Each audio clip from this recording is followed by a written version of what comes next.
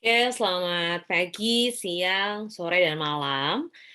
Kali ini kita akan membahas mengenai membangun jaringan, gitu ya. Dalam sebuah organisasi bagaimana sih cara kita membangun jaringan. Nah ini, merupakan pertemuan ke-6, pertemuan kelima tapi materi 4 gitu ya kalau nggak salah.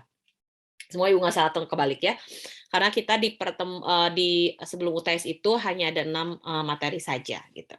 Oke, apa sih yang dimaksud dengan membangun jaringan? Perlu diingat kalau misalnya ada yang kurang paham, kurang jelas, atau masih bingung, nanti bisa ditanyakan di ruang kelas ya. Kita mulai dari yang pertama.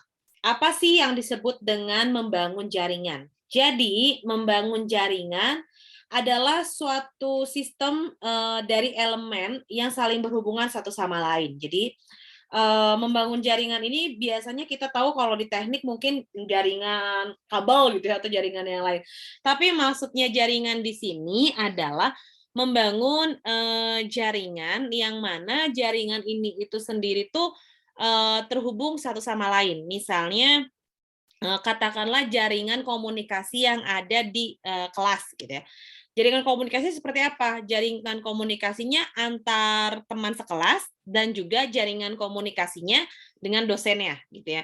Jadi jaringan ini itu sebetulnya adalah bagaimana cara kita membangun atau memelihara sebuah hubungan jangka panjang dan saling menguntungkan satu sama lain dengan orang yang kita ketemui. Biasanya kalau kita sudah nyaman dengan orang tersebut, kita suka dengan orang tersebut, hubungan komunikasi yang dilanjutkan itu biasanya akan berlanjut ya, akan panjang. Karena kenapa? Ya kita suka gitu untuk melakukan komunikasi dengan orang tersebut. Makanya dikatakan bahwa membangun dan memelihara hubungan jangka panjang ini dapat saling menguntungkan satu sama lain dengan orang yang memang kita temui kayak gitu.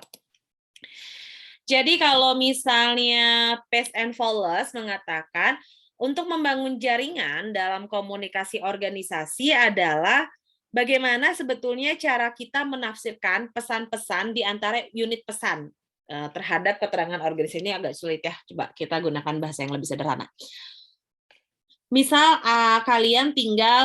misal kalian join atau bergabung, berpartisipasi dalam komunikasi organisasi yang ada di Hima gitu ya.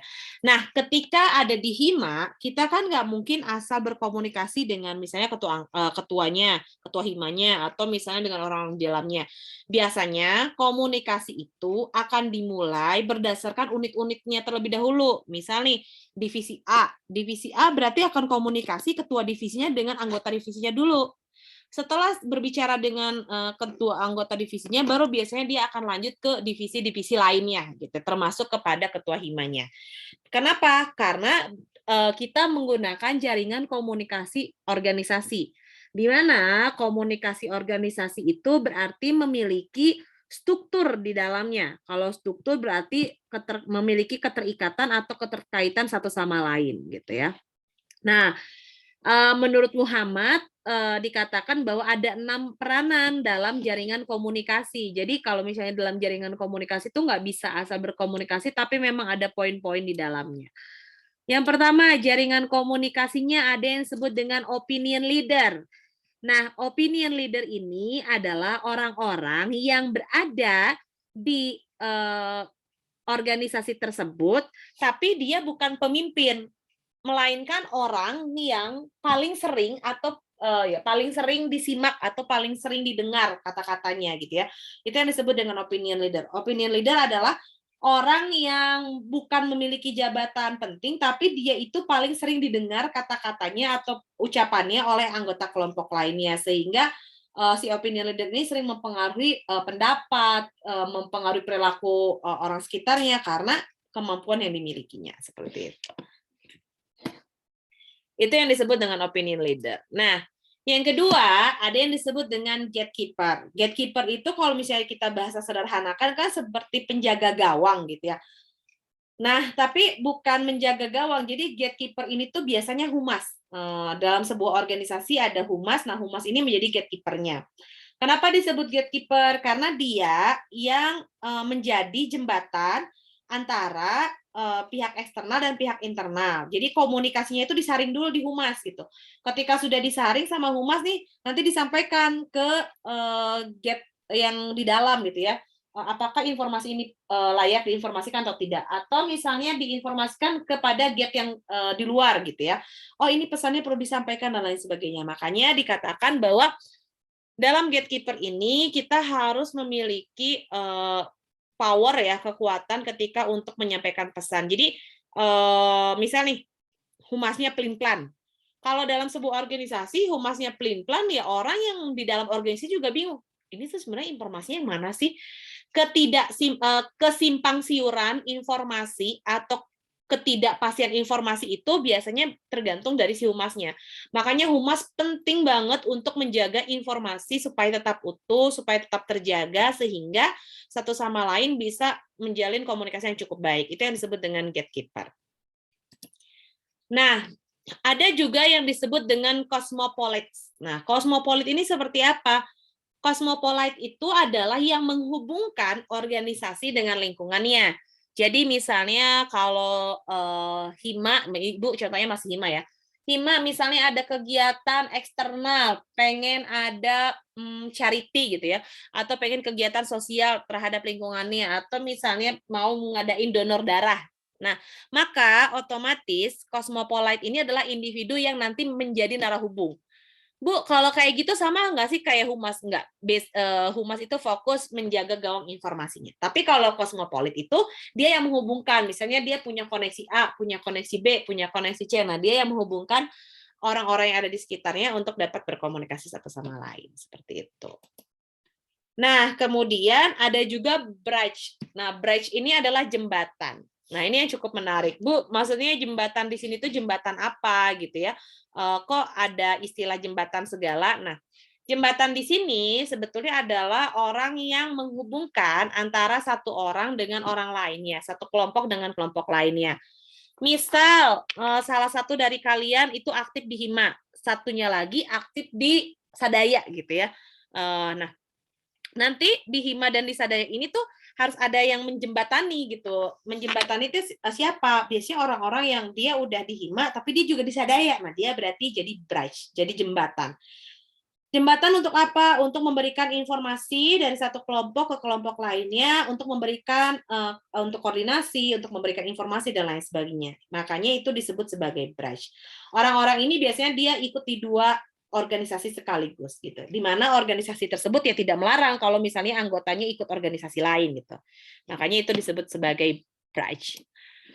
Nah, ada juga liaison. Nah, kalau misalnya liaison ini seperti apa, Bu? Liaison ini adalah individu yang bukan dari satu anggota kelompok, tapi dia bertanggung jawab terhadap kelompok tersebut.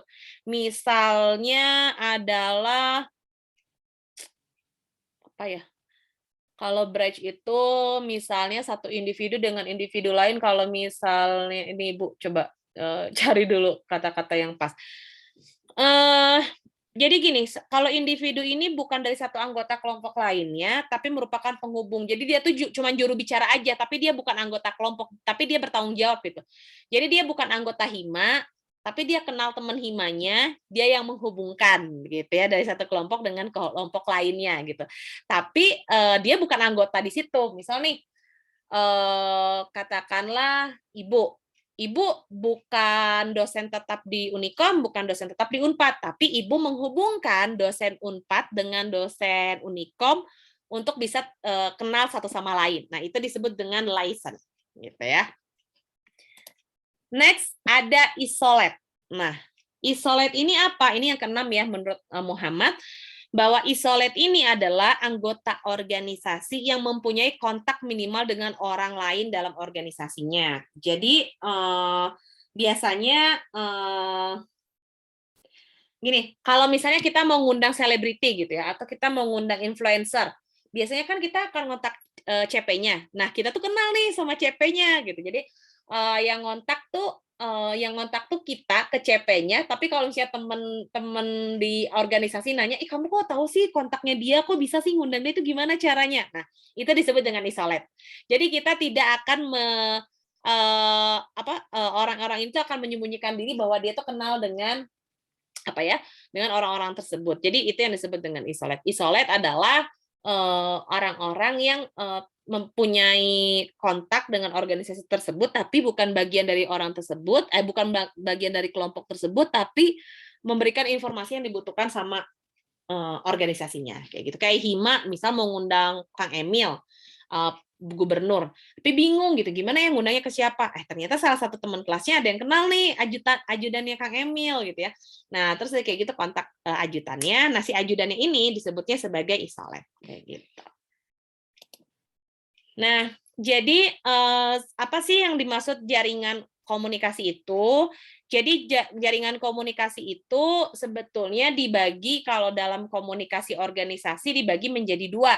Ada yang disebut dengan komunikasi formal dan ada juga yang disebut dengan komunikasi informal. Ini gampang banget sebetulnya ya kalau misalnya kita sederhanakan. Komunikasi formal dan komunikasi informal. Nah, jadi apa yang disebut dengan komunikasi formal? Komunikasi formal adalah komunikasi yang dilakukan berdasarkan hierarki. Hierarki itu apa? Hierarki itu berdasarkan struktur organisasi, gitu ya.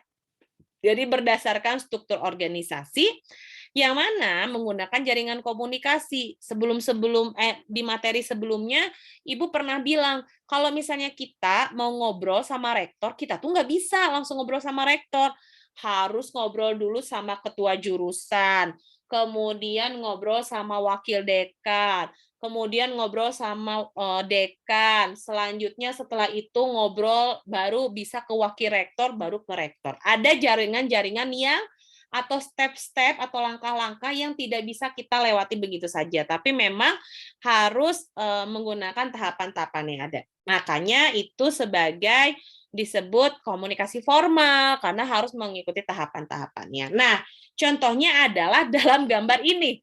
Ibu tidak akan menjelaskan gambar ini karena satu kalian bukan anak komunikasi, jadi tidak perlu terlalu mendalam karena ini cukup kalau Ibu jelaskan khawatirnya cukup sangat kompleks gitu ya karena ini perlu ada praktek. Nah, di sini terdiri dari 6 komunikasi yang tadi disampaikan ya. Tadi kan ada 6 ya, menurut Muhammad, bridge ada, isolate ada, kemudian gatekeeper ada, opinion leader ada, dan lain sebagainya. Ini adalah orang-orang yang berada dalam jaringan komunikasi organisasi itu. Seperti apa? Next. Jadi, fungsi dari komunikasi formal ini adalah untuk satu menjelaskan dan membangun visi dan misi yang ada dalam organisasi. Makanya kenapa kalau misalnya kita berada dalam suatu organisasi atau satu lembaga, maka otomatis kita harus memiliki visi dan misi yang sama. Nah, pertanyaannya adalah kenapa visi dan misi ini harus sama? Ya karena dengan visi misi yang sama, maka otomatis akan tercapai nih strategi organisasi yang diharapkan. Strategi organisasinya apa? Beda-beda. Strategi organisasinya misalnya pengen menjadi Hima juara apa gitu ya. Atau misalnya ingin Hima terus terkenal ataupun lain sebagainya. Nah, itu disebut sebagai membangun dan melaksanakan visi misi secara organisasi. Selanjutnya, yang kedua adalah memberikan perintah kepada pengikut. Nah, yang cukup menarik adalah dalam komunikasi formal ini gimana caranya kita dapat memberikan perintah kepada pengikut gitu. Pengikut kita tuh siapa? Jelas anggota yang ada di dalam kelompok tersebut. Jadi anggota yang ada dalam organisasi disebut sebagai pengikut gitu ya. Orang-orang yang mengikuti di dalamnya adalah sebagai pengikut. Nah, yang keempat adalah menjelaskan kebijakan dan pelaksanaannya. Menjelaskan kebijakan dan pelaksanaan itu seperti apa? Dalam komunikasi formal itu artinya ada ada kebijakan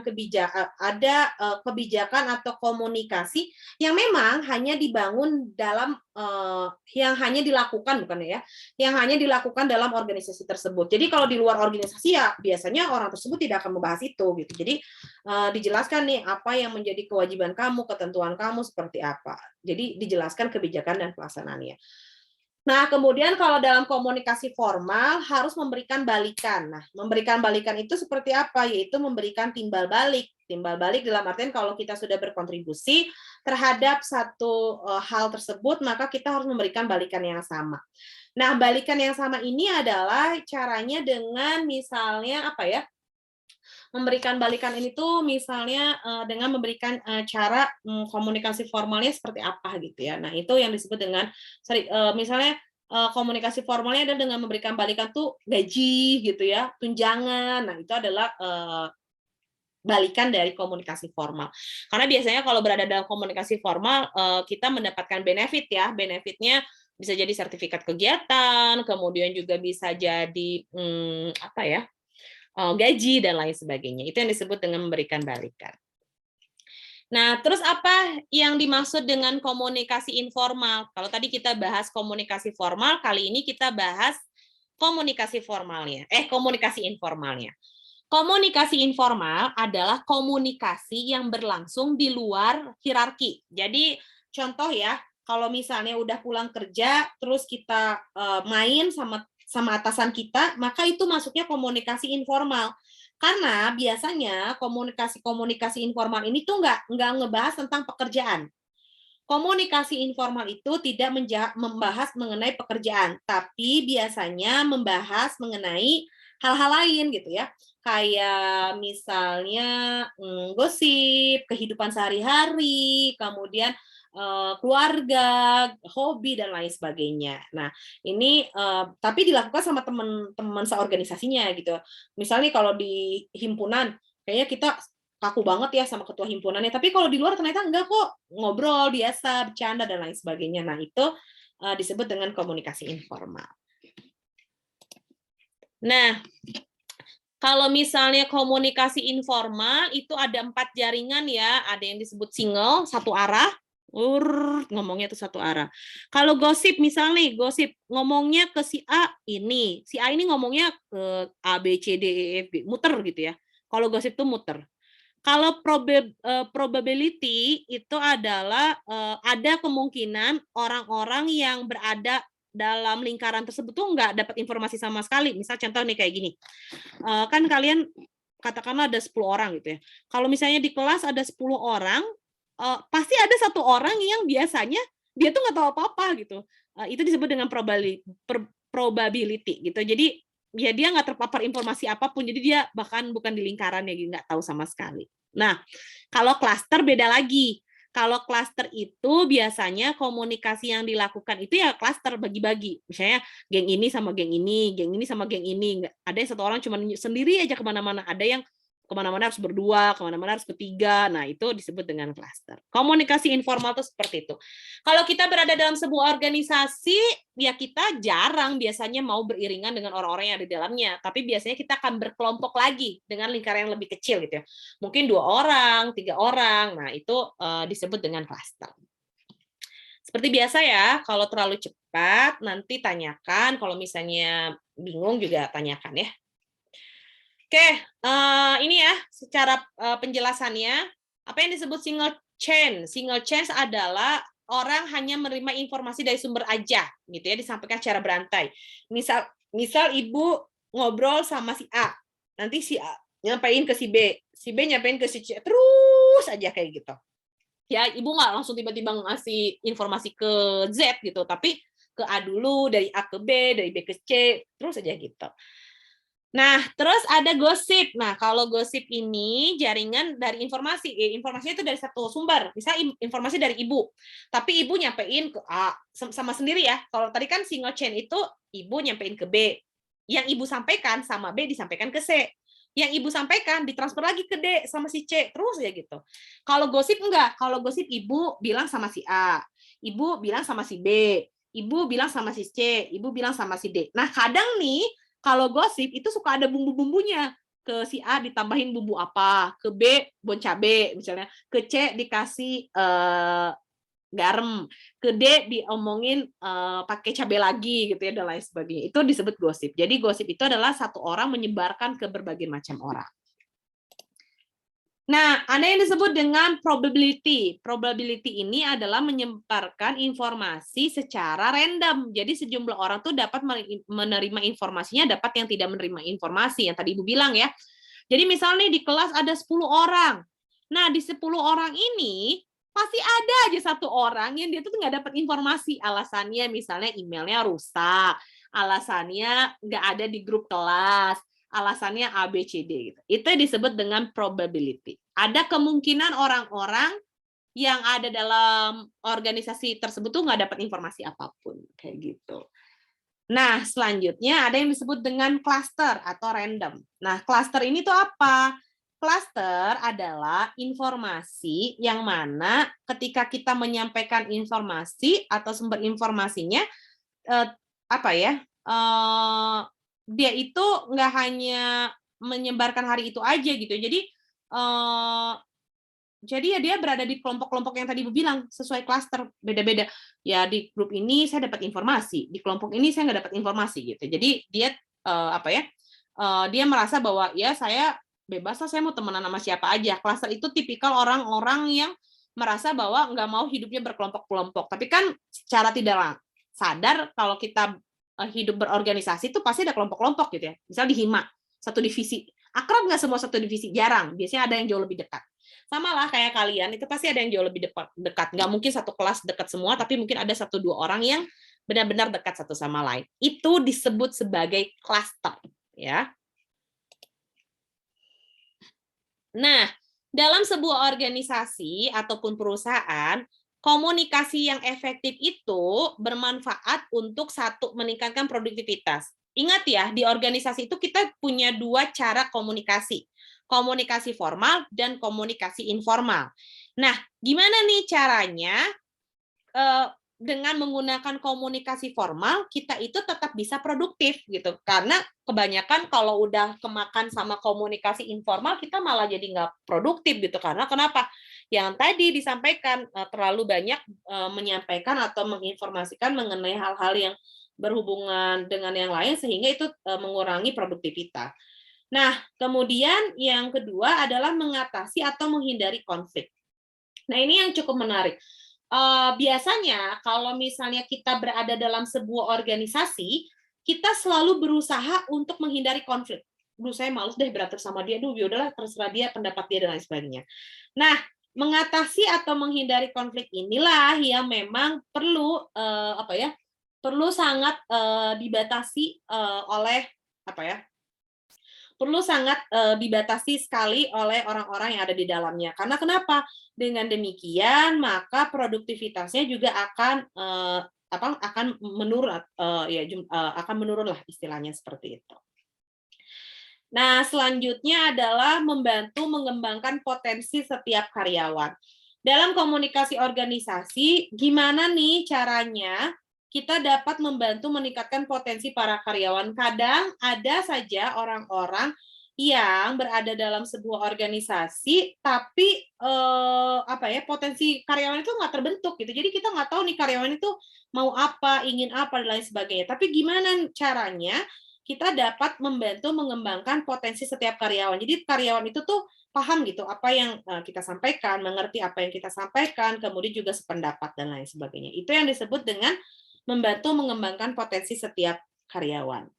Nah, selanjutnya adalah membentuk suasana kerja yang kondusif.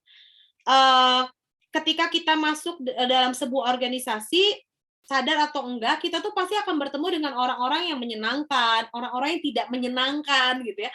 Tapi gimana nih caranya, meskipun kita nggak suka dengan orang tersebut, tapi kita kinerjanya tetap bagus. Nah, ini agak-agak susah gitu ya. Caranya adalah dengan profesional. Artinya profesional itu tidak mencampur adukan kebutuhan pribadi dengan kebutuhan tidak mencampur adukan kebutuhan pribadi dengan kebutuhan kelompok gitu. Jadi ya benar-benar disesuaikan, itu yang paling penting. Membentuk suasana kerja yang kondusif, profesional. Nah, selanjutnya gimana nih Bu caranya supaya kalau kita berorganisasi atau kita dalam sebuah perusahaan, kita bisa membangun komunikasi yang efektif gitu ya. Salah satu membangun komunikasi yang efektif adalah dengan menggunakan jaringan komunikasinya tepat gitu. Kalau kita berada dalam lingkungan hima, ya kalau misalnya suka nggak suka, kita harus hormat sama orang tersebut gitu. Karena kenapa? Dia bisa jadi jabatannya lebih tinggi dari kita. Dua, bisa jadi dia punya pengalaman lebih tinggi. Jadi komunikasi formalnya itu benar-benar digunakan. Masalahnya adalah kebanyakan nggak kepake gitu. Pas lagi di luar, bukan di hima, malah sok-sokan harus dihormati. Pas ketika di hima, cuek gitu. Nah, itu yang nggak boleh. Jadi, tentukan sesuai dengan jaringan komunikasinya. Kalau dia formal, ya harus bersikap formal. Kalau informal, ya informal aja gitu ya. Makanya kenapa dikatakan bahwa untuk membangun strategi yang efektif, artinya harus mampu menjalin komunikasi yang baik dengan baik rekan kerja, rekan organisasi, atasan, bawahan, dan lain sebagainya. Jadi jangan merasa paling tinggi jabatannya, nah itu yang berbahaya. Kalau kita udah merasa paling tinggi jabatannya, ya orang juga akan jadi malas nanti kerjasama dengan kita. Itu yang perlu dijaga baik-baik sebetulnya. Terakhir, bagaimana nih cara-cara jaringan bekerja dalam satu organisasi? Jaringan komunikasi itu kan tadi ada dua ya, komunikasi formal dan komunikasi informal. Yang pertama yang paling penting adalah harus mengatur arus informasinya dulu, gitu ya. Mengatur arus informasi itu seperti apa? Mengatur arus informasi itu artinya kita mengatur bagaimana cara kita berkomunikasi dengan orang lain tuh mudah dipahami gitu ya. Jadi nggak pelin-pelan, satu itu. Dua juga kita nggak asal ngasih informasi, tapi jelas dulu nih informasi ini untuk siapa, kenapa informasi ini disampaikan. Yang kedua, menyatukan orang-orang dengan minat yang sama. Jadi kalau dalam satu organisasi, pastikan orang-orang di dalamnya itu punya minat yang sama gitu. Minat yang samanya itu apa? Kalau saya seneng nih ngomongin masalah sepak bola, ya ayo satuin orang-orang sepak bola. Jadi pas ngobrol tuh nyambung semua gitu. Jangan sampai memaksakan orang yang nggak suka ngomongin sepak bola, malah dipaksa untuk bergabung membicarakan sepak bola. Nah, itu yang tidak akan efektif pada saat berkomunikasi di organisasi. Kemudian meningkatkan pengaruh sosial gitu ya. Membentuk penafsiran yang sama. Penafsiran yang sama itu adalah kan kita kalau berkomunikasi dengan orang lain belum tentu selaras gitu ya, terus-terusan selaras, jarang gitu. Pasti bisa jadi bentrok, bisa jadi salah paham dan lain sebagainya. Nah, caranya adalah gimana nih ketika kita ngobrol sama orang lain tuh nggak salah paham dengan maksud kita. Jadi orang lain tuh paham gitu, orang lain tuh ngerti gitu, ini loh maksud saya. Oh iya, itu adalah membentuk penafsiran yang sama. Nah, kemudian bagaimana dengan meningkatkan pengaruh sosial? Semakin kita mampu membedakan jaringan komunikasi antara formal dan informal, maka otomatis itu akan berpengaruh terhadap lingkungan sosialnya. Misal, dia enak banget ya kalau diajak ngobrol.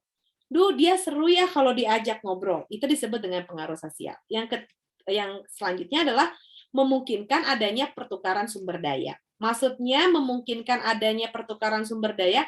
Semakin kita sering berkomunikasi dengan orang, semakin kita enak berkomunikasi dengan orang, maka secara tidak langsung sumber daya kita, cara kita berkomunikasi juga itu akan berpengaruh terhadap orang lain. Nah, yang paling penting adalah ketika berkomunikasi dalam sebuah organisasi, jangan menggunakan asas manfaat. Itu yang salah.